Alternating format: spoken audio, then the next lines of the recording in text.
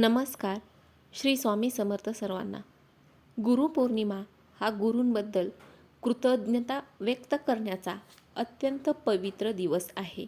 जर तुम्हाला गुरुपौर्णिमेच्या एकाच दिवसात श्री स्वामी चरित्र सारामृत ग्रंथाचे पूर्ण पारायण हे करायचे असेल तर त्याचे नियम, वेळ आणि योग्य पद्धत कोणती आहे हीच माहिती आपण आज या व्हिडिओमधून पाहणार आहोत. ताईंनो आणि दादांनो, आजकालच्या या धावपळीच्या जीवनात प्रत्येकाला 7 दिवसाचे पारायण करायला शक्य होत नाही.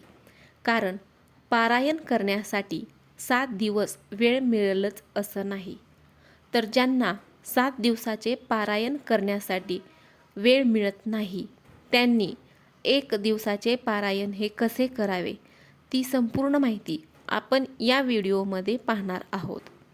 एका दिवसात कोणते नियम पाळायचे आहेत, पूजा मांडणी कशा पद्धतीने करावी, पूजा कधी उचलायची, किती अध्याय वाचायचे ही माहिती आपण पाहणार आहोत. तर ताईंनो, स्वामी चरित्र सारामृत हे एक पुस्तक नसून तो एक दिव्य भव्य असा ग्रंथ आहे. हा ग्रंथ आपल्या आयुष्याचं सोनं करतो.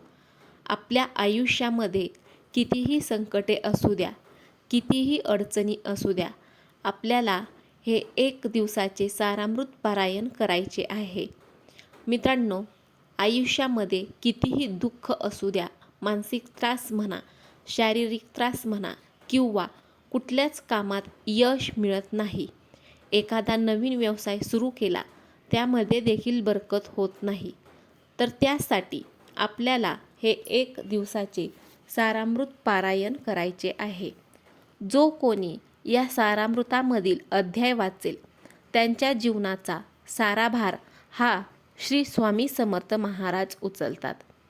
तर तुम्हाला जर 1 दिवसीय सारामृत पारायण हे करायचे असेल तर त्याच्यासाठी तुमच्याकडे स्वामींचा एक फोटो पाहिजे आणि त्यानंतर तुमच्याकडे स्वामी चरित्र सारामृत हा ग्रंथ देखील पाहिजे.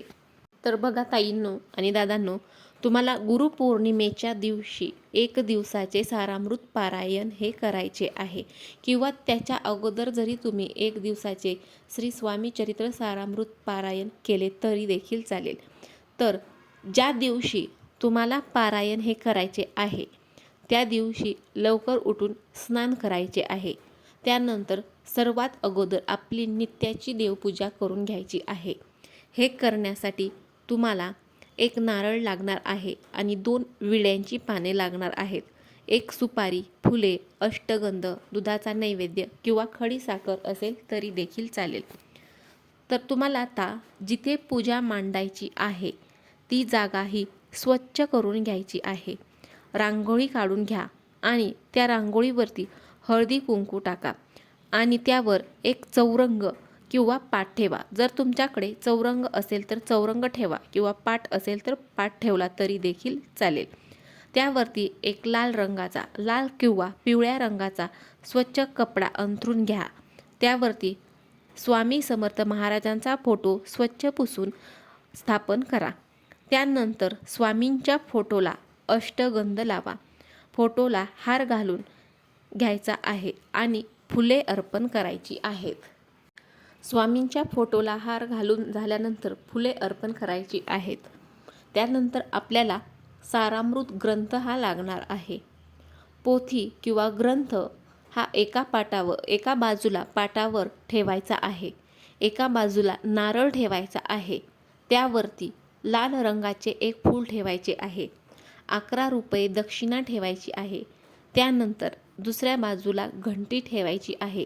आणि हो, सर्वात अगोदर पूजा मांडायच्या आधी आपल्याला दिवा हा लावून घ्यायचा आहे. कारण कोणतीही पूजा ही आपण अग्नीच्या साक्षीने करतो, त्यामुळे सर्वप्रथम तुम्हाला दिवा लावून घ्यायचा आहे.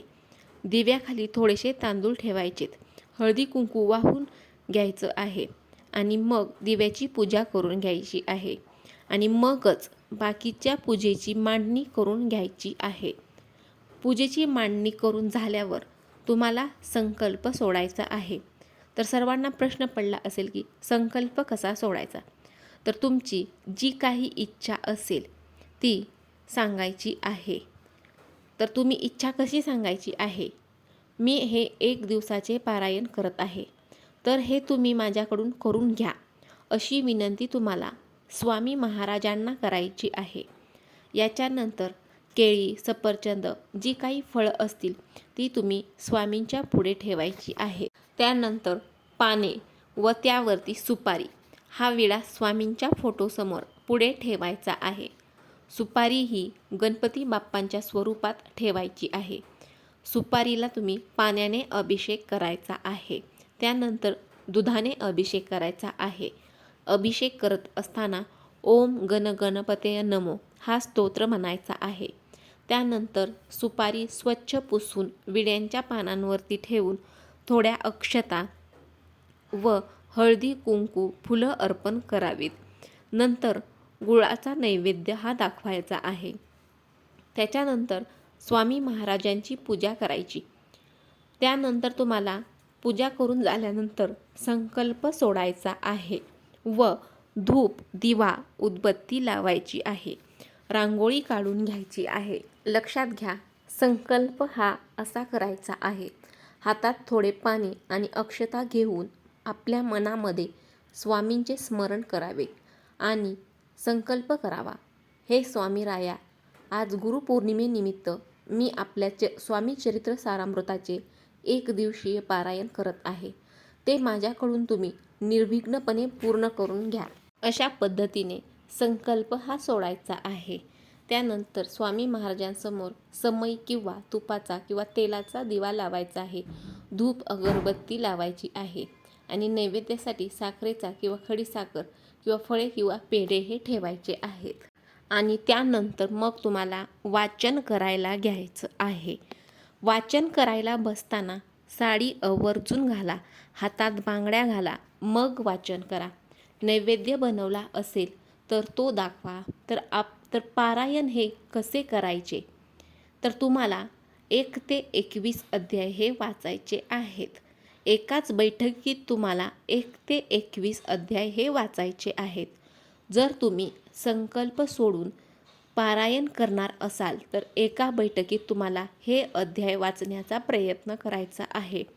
सर्वात पहिले तर तुम्हाला अगोदर स्वामी श्रवण वाचायचे आहे. त्यानंतर 1 ते 21 अध्याय वाचायचे आहेत. स्वामी चरित्र सारामृताचे 1 ते 21 अध्याय वाचायचे आहेत. त्यानंतर 11 माळी श्री स्वामी समर्थ महाराजांचा जप करायचा आहे आणि 11 वेळा तारक मंत्र म्हणायचा आहे. एवढ्या सेवा तुम्हाला एका दिवसामध्ये करायच्या आहेत.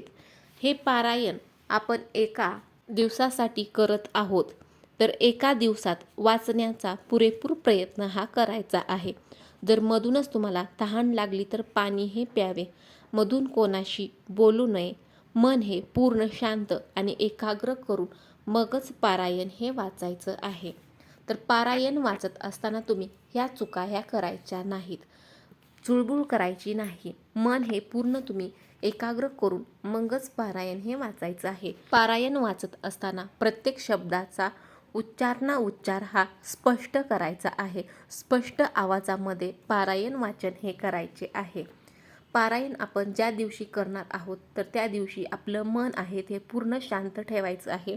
सात्विक आहार घ्यायचा आहे किंवा उपवास केला तरी देखील चालेल. त्यानंतर या दिवशी कोणालाही वाईट बोलू नका, कोणावरतीही रागावू नका, चिडू नका, कोणाचीही निंदा करू नका. हे पारायण तुम्ही एका दिवसाचे स्वामी चरित्र सारामृत पारायण केले तर तुम्हाला ज्या काही मानसिक किंवा शारीरिक किंवा कोणत्याही तुम्ही त्रासामधून जात असाल किंवा आर्थिक कोणताही त्रास असेल किंवा आर्थिक संकट असेल तर तुम्ही त्या पूर्ण संकटांमधून बाहेर निघण्यासाठी स्वामी समर्थ महाराज हे तुम्हाला नक्कीच मदत करतील.